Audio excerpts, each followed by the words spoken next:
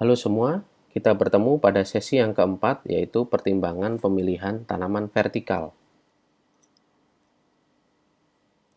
Apa saja yang perlu dipertimbangkan dalam memilih green wall system? Ada tiga. Pertama, efeknya terhadap tanaman. Kedua, efeknya terhadap media tanam atau substrate. Dan ketiga, efeknya terhadap perawatan.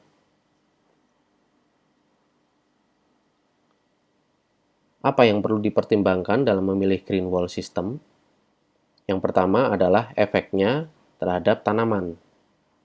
Yang dimaksud di sini adalah bentuk dan beban yang akan berpengaruh pada tampilan dan support sistemnya. Tanaman seperti Selaginella genus, foto B. Tanaman ini adalah tanaman tahunan yang tumbuh datar seperti tikar, tumbuhnya antara 5-10 cm, berukuran cukup kecil dengan daun seperti pakis. Namun, Aglonema genus, foto A, cenderung tumbuh tinggi seperti semak, sehingga punya isu beban pada panel sistem. Pot modular lebih cocok untuk tanaman-tanaman tersebut.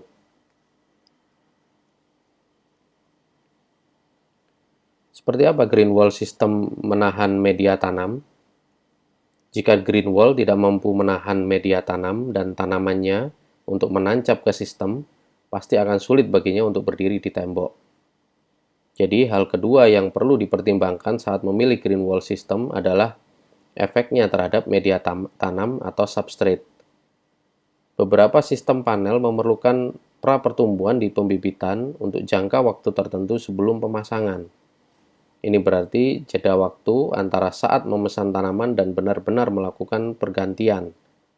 Ketika tanaman hanya dimasukkan ke dalam sistem, jumlah stres yang dikenakan pada akar sangat besar.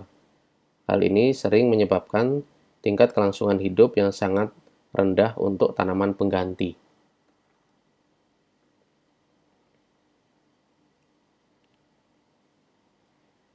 Berbeda dengan tanaman artifisial atau tiruan yang tidak membutuhkan perawatan setelah pemasangannya, green wall system yang memanfaatkan tanaman alami pasti membutuhkan perawatan yang tidak mudah.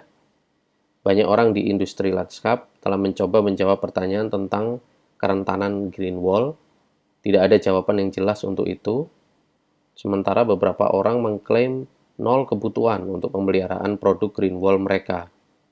Namun selama tanaman terlibat, baik di tanah atau di dinding, pasti akan memerlukan beberapa bentuk perawatan. Bentuk perawatan yang umum adalah pergantian tanaman. Sistem green wall yang efektif akan memudahkan proses ini. Ini adalah contoh penerapan green wall system di Hirin, Singapura. Perhatikan efek yang ditimbulkan oleh fasad greenery seperti ini pada eksterior bangunannya. Sisi-sisi polos yang nampak tak menarik bisa diubah menjadi fasad yang sangat menarik dan juga terkesan ramah lingkungan.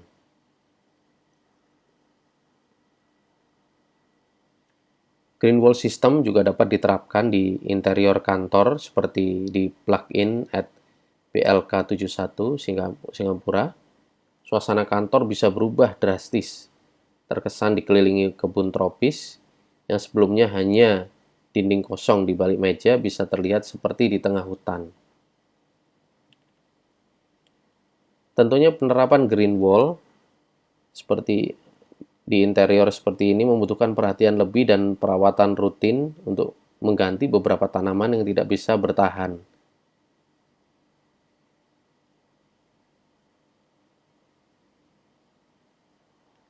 Ini salah satu contoh penerapan green wall di satu lingkungan residensial, yaitu di Double Bay Residence di Singapura. Perhatikan penataan lanskap vertikalnya yang disesuaikan dengan warna dedaunan yang berbeda-beda. Di area gerbang masuknya juga diberi green wall yang sangat menyegarkan mata. Perhatikan kembali jenis atau bentuk dedaunan yang dipilih. Ada yang berdaun kecil dan ada yang berdaun lebar.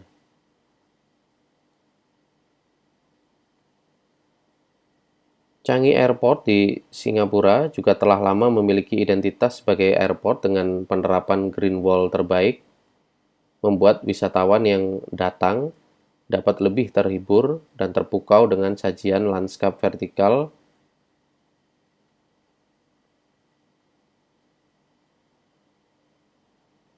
Berikut contoh terapan vertical greenery pada interior kantor di Garena Office, Singapura.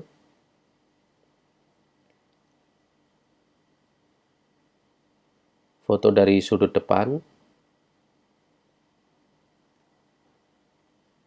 Berikut contoh terapan vertical greenery yang dipasang di dinding yang berada pada bordes tangga utamanya. Ini adalah contoh terapan vertical greenery yang indah di private residence di Almond Avenue di Singapura.